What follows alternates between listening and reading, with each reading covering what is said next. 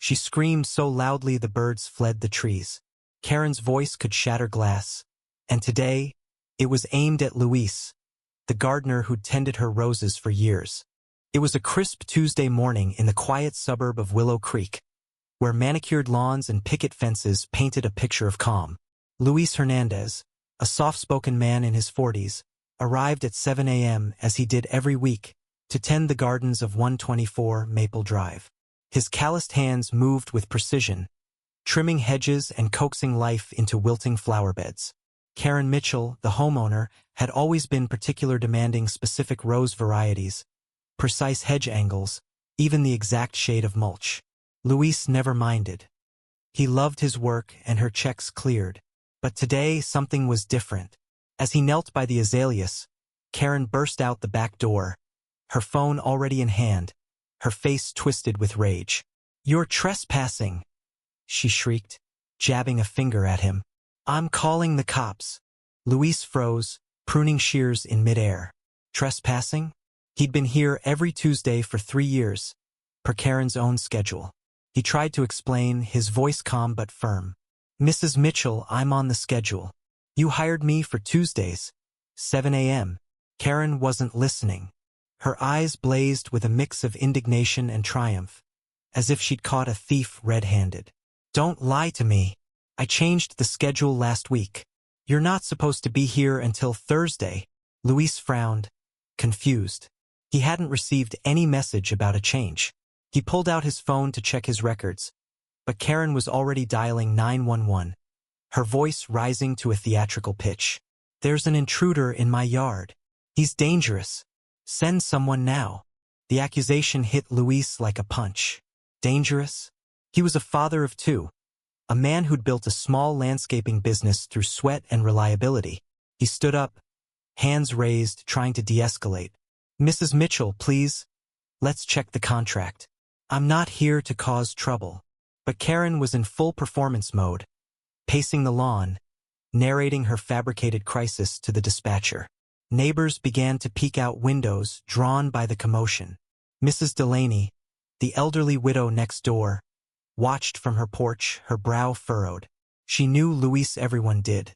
He was the one who'd helped her replant her tulips after a storm, free of charge. Within minutes, a police cruiser pulled up. Officer Daniels, a seasoned cop with a no-nonsense demeanor, stepped out, his partner trailing behind. Karen rushed to meet them, her voice a torrent of accusations. "This man broke into my property. He's been sneaking around, probably stealing. I told him last week to come on Thursdays, not Tuesdays." Luis stood quietly, his work gloves still on, his heart pounding. He tried to interject, holding up his phone with the contract email from Karen, dated 3 years ago, clearly stating Tuesdays. But Karen's theatrics drowned him out. She waved her arms, pointing at the scattered tools Luis had dropped in his shock. "Look at this mess. He's ruining my property." Officer Daniels raised a hand for silence. He turned to Luis, his expression neutral but skeptical. "Sir, do you have proof you're supposed to be here?" Luis nodded, scrolling through his phone to show the email. "Here, officer. Mrs. Mitchell hired me for Tuesdays, 7 a.m. I never got any update about a change." Karen scoffed, folding her arms. "That's outdated. I sent him a new schedule last week." Daniels glanced between them, sensing the disconnect. He asked Karen to produce the supposed new schedule. She hesitated, then pulled out her phone, scrolling furiously. "I sent it, I know I did," she muttered, her confidence faltering. The tension in the yard was palpable. Mrs. Delaney, now leaning over her fence, couldn't stay silent. "Officer, Luis has been coming here every Tuesday for years.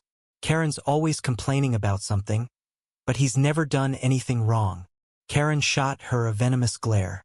"Mind your own business, Margaret," she snapped. Daniels, unimpressed by the outburst, pressed Karen again. "Ma'am, show me the email you sent." Karen's face reddened as she scrolled, her fingers trembling. After a long pause, she admitted, I might have forgotten to send it, but he should have known. I told him in person." Luis shook his head, his voice steady but laced with frustration. "You never told me, Mrs. Mitchell. I wouldn't be here if I wasn't hired to be." The officer's eyes narrowed as he pieced it together. Karen's story was unraveling, but she doubled down, her voice rising to a near scream. "He's lying. He's just trying to cover up his trespassing. Arrest him." The demand hung in the air, absurd and desperate. Daniels exchanged a look with his partner, who shook his head slightly. The neighbors, now gathered in small clusters, whispered among themselves. Luis's hands clenched at his sides, not in anger but in disbelief. He'd worked hard to build trust in this community, and now it was being torn apart by one woman's baseless outrage. The situation reached its breaking point when Daniels asked Karen to clarify the timeline. "Ma'am, if you didn't send the email and didn't tell him in person, how was he supposed to know?" Karen's mouth opened, then closed. She had no answer. Her accusations, built on nothing but her own assumption of authority, crumbled under scrutiny. The officer turned to Luis. "Sir, you're free to go. This seems like a misunderstanding." But Luis didn't move. His eyes locked on Karen, not with malice, but with a quiet demand for accountability. "This isn't just a misunderstanding," he said. "She called me a criminal. She tried to ruin my reputation." The neighbors murmured in agreement. Mrs. Delaney stepped forward, her voice trembling with indignation. "Karen, you owe this man an apology. He's done nothing but good for us." Karen's face twisted, caught between defiance and embarrassment. She sputtered, "I don't owe anyone anything. This is my property." But the tide had turned.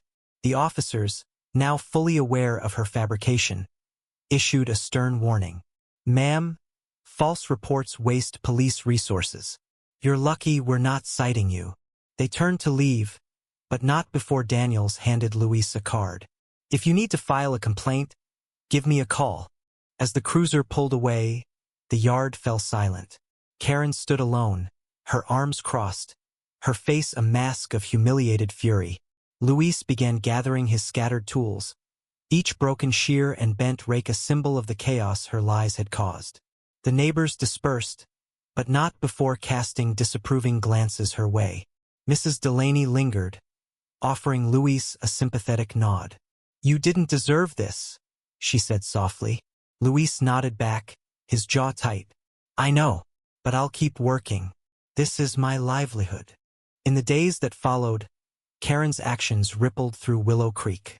Word spread quickly Karen had tried to have Luis arrested over her own mistake. Her reputation, already shaky from years of petty complaints, took a nosedive. Neighbors stopped inviting her to block parties.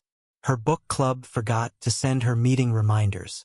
Even her roses, once the pride of her yard, began to wilt as Luis, unwilling to work for someone who'd slandered him, declined her future bookings. Karen tried to hire other gardeners, but the tight-knit community of landscapers in Willow Creek had heard the story. No one took her calls. Karen's life became a quiet prison of her own making. She'd sit on her porch, watching as neighbors waved to Luis, who now worked exclusively for others on the block. Her false accusation, born of entitlement and haste, had cost her more than she'd ever imagined.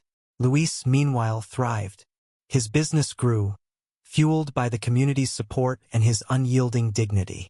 He'd weathered the storm, not by fighting back with anger, but by standing firm in the truth.